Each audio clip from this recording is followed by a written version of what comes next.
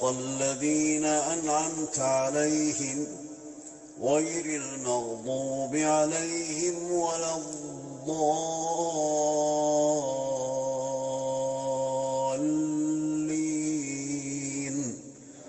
آمين. Bismillahirrahmanirrahim. Alhamdulillah, saat ini kita lanjutkan pembicaraan tentang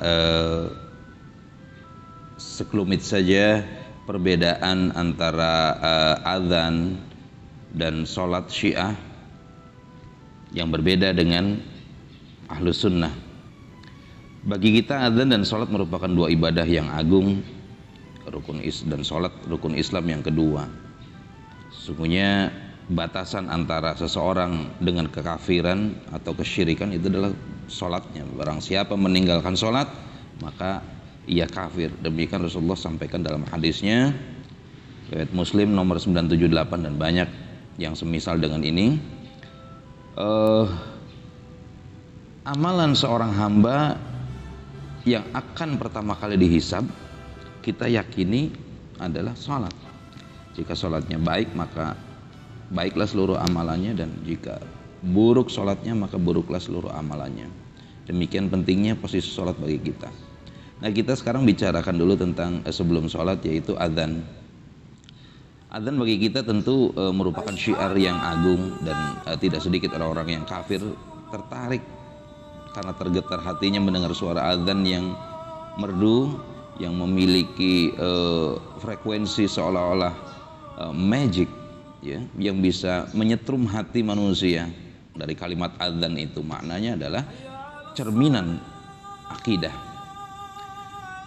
Nah, adzan bagi Syiah adalah memiliki redaksi tambahan yang berbeda dari kita yang kita kenal.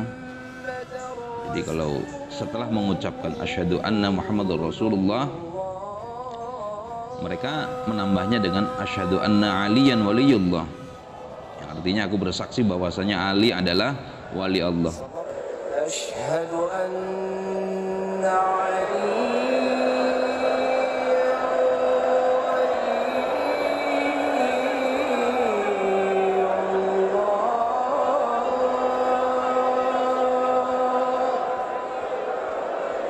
Kemudian dilanjutkan dengan asyhadu anna Aliyan amirul mu'minina wa auladahu al-ma'sumina hujjatullah.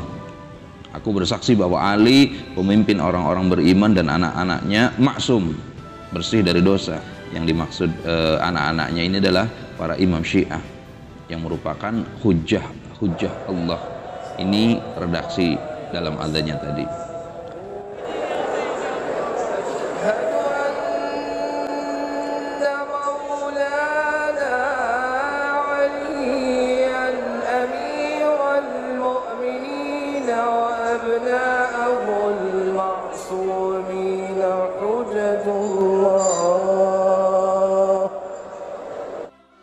Ikhwatiman yang dirahmati Allah,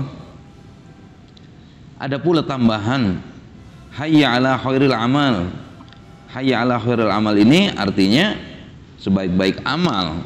Yang mereka maksudkan adalah menaati Fatimah dan keturunannya yang suci atau yang maksum tadi.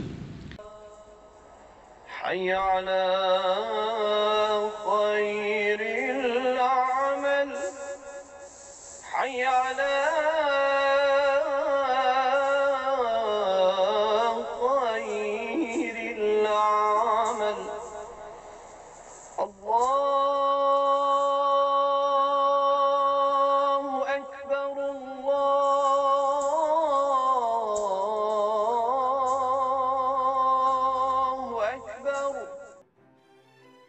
Baik, tentang sholat Syiah seperti apa? Pengikut Syiah diantaranya dalam hal sholat Jumat mereka tidak meyakini sebagai suatu syariat atau tidak mensyariatkan sholat Jumat, kecuali bila bersama imam yang maksum atau yang mewakilinya, wakil dari imam yang maksum. Mereka sujud di atas sekeping batu, ya, batu yang pipih, bulat pipih atau segi empat. Nah, menurut mereka batu yang paling suci itu adalah yang diambil dari Karbala, kemudian Mashhad dan di Qom, ya, kota suci di Iran. terlalu banyak variabel penyimpangan yang berbasis kesyirikan, syiriknya Syiah dalam sisi amal. Intinya yang dilakukan ini adalah kebid'ahan orang Syiah itu sampai pada taraf mereka keluar dari Islam, bid'ah mukaffirah sampai pada tingkat kekafiran. Nah, dalam keyakinan mereka tentang waktu-waktu sholat, mereka mengatakan Nabi telah menghimpunkan sholat zuhur dalam waktu asar, asar dalam waktu zuhur. Jadi maksudnya mengerjakan sholat zuhur 4 rakaat, kemudian sholat asar 4 rakaat, kemudian maghrib dalam waktu isya, dan isya dalam waktu maghrib. Artinya mengerjakan sholat maghrib 3 rakaat dan terus mengerjakan sholat isya 4 rakaat. Tapi bukan karena safar atau bukan karena takut atau sholat khauf, bukan dalam keadaan khauf gitu. Dalam keadaan normal, ya, ibadah harian, daily pray, mereka melakukannya seperti itu. Ini salah satu sedikit sekelumit perbedaan lainnya, di antara tata caranya pun berbeda. Terlalu panjang kalau kita bisa dilihat di YouTube yang banyak beredar luas. Tentang zakat, zakatnya orang Syiah tidak seperti Sunni. Orang Syiah menganggap zakat adalah tindakan pribadi dan sifatnya sukarela, bukan wajib. Dan mereka memberikan zakat hanya kepada para imam, kepada imamnya. Nah, saum bagi Syiah, Ramadan itu bukan bulan istimewa. Mereka lebih serius, lebih mengistimewakan saum bulan Muharram dan Sya'ban. Bagi Syiah, orang yang melakukan safar itu puasanya batal, artinya dia wajib berbuka. Dan lebih ajaib lagi, ada yang berkeyakinan di antara mereka dengan melintasi jembatan yang memisahkan 2 daerah saja, mereka sudah safar dan wajib berbuka. Maka banyak hanya sekedar untuk berangkat kerja atau sekolah karena melewati jembatan, maka berbukalah mereka. Demikian pun tentang anggapan mereka bahwa tarawih itu tidak pernah dikerjakan oleh Rasulullah. Menurut mereka tarawih itu adalah ajaran Umar bin Khattab radhiyallahu anhu, karena kebencian mereka yang teramat mendalam kepada Umar selain kepada Abu Bakar As-Siddiq radhiyallahu anhu. Mereka menolak sunnah sholat tarawih ini mentah-mentah. Dalam bab haji, talbiyah Syiah itu berbeda dengan kita.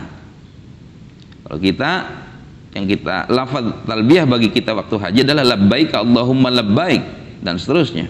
Labbaik Allahumma labbaik, labbaik la syarika laka labbaik. Tapi mereka meneriakan labbaika ya Husain, labbaika ya Husain. Aku sambut panggilanmu wahai Husain, aku sambut panggilanmu wahai Husain. Itu redaksi talbiyah hajinya mereka. Labbaika ya Husain, labbaika ya Husain.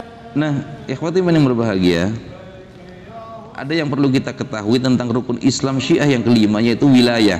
Yang dimaksud rukun wilayah adalah penentuan imam atau khalifah itu murni ditunjuk oleh Allah, ya, atau itu mansab ilahiyah. Sebagaimana nubuah, sebagaimana kenabian, itu adalah wilayah ilahi saja.